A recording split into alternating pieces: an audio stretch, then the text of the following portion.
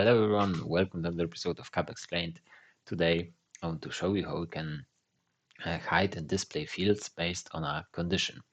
It's a very common case, but it's not written in the official documentation, so I wanted to show you how this works. I created a project called Invoices, and here in my domain model I have one entity with the namespace WinPol, meaning Windows Poland, basically. And we have this basic invoices entity with some basic fields. And the field that is going to be interesting for us is the warning text. So I imagine that if the due date is over today, that the order is delayed, I want to, depending on that, display and hide this field. I have some basic data in my CSV file, and I've created a simple service, Windows cell, with the projection on my invoices. Okay, so it's a view.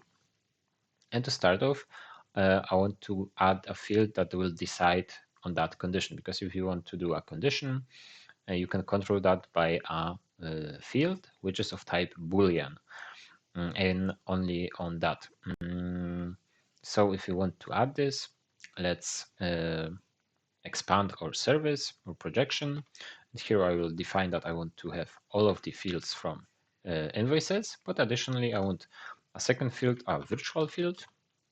And so a field that is not saved into the database, just used to for calculations. And I will call it is delayed of type Boolean. Okay, Shift Alt F to format the code.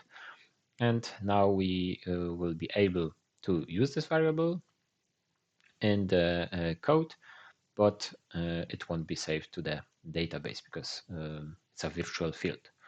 Okay, and additionally, I will do cds add handler just to generate quickly a second file in the service with my implementation.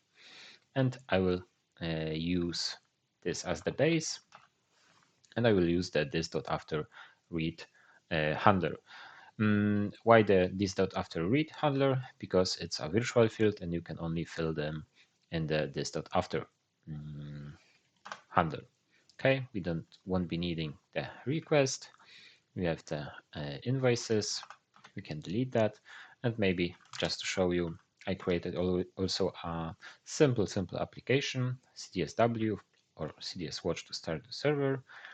And in my sandbox is a fun application, display window invoices. And you can see we've got 5 invoices with different due dates. Some of them are, today is the January 12th. So the first one and the second one is fine. This one is also fine, but this is, for example, delayed. Okay, so currently we always display the warning text delay. But if we want to do a condition, we need to do some calculation. So I created this virtual field is delayed, and let's now fill it in the after handler. Okay, so first I will get the today's date, const today equals new date, and I will format it to ISO string and slice it. So this is like a basic formatting to get the today's date. And let's actually log it today. And now for each invoice that I am reading on the page, I want to calculate if it is delayed or not. So looping around invoices,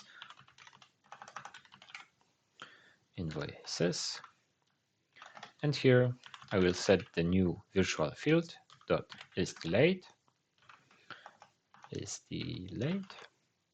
I cannot write the delayed. Okay, like that. And depending now if the date is older than today or today. So for each invoice due date that is smaller than today, it will be set either, this will return either true or false. Okay, so just to show you, if I refresh and the list of the is loaded, you can see we get the today's date, which is the 12th, just to make sure that this will give us a proper result. So for example, this should be delayed. Of course, it's not yet because we haven't implemented the condition on which this field should be hidden. To just for a basic height of a field, you can go to your application by pressing Ctrl-Shift-P, open application info, and on my object page of my application, I will click on the field that is interesting me. So warning text, and you press on it, you can choose if it's hidden or not. So let's just hide it as default. Close this, and after it is hidden, of course, you cannot see this value on our application, no delay text. And if you go to your annotations of your application, right here, you can see all of the styling or of the how the object page is styled, and you can see that we've got this field warning text, and it is now UI hidden. This is what I added by pressing the button. This is equal to UI hidden true, so that's the same. And now we want to do a condition here, okay? So instead of typing just true, I will pass in an EDM JSON statement. So this is needed to calculate this. And you do it by typing in EDM JSON. So I'm passing an object and the value of EDM JSON. And here we need to do a not. So basically I want to take the condition because our condition is delayed. So I need to do a not for this delayed value. So I'll do not, and the value not, I will pass an array, I will pass an object, I will pass a value of path, and the path to this is delayed. Okay, so this is probably the most interesting part for everyone. You can screenshot it, copy it, and this is how you can build a condition based on a Boolean. Now, if we go to our application, and for example, as I said, this one is delayed. What have I missed? I missed something. Invoice is delayed. The invoice date is smaller than today. Is delayed. Maybe let's restart the server. Okay, so the server didn't restart because I changed the annotations manually. Let's just see. Open it. So this one is not delayed.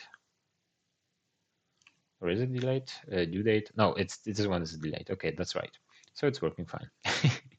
Due date is January 5th. Today is the 12th. Okay. Sorry, guys. January 20th is not after, is after the 12th, not before. So this one is correctly not showing the delay value.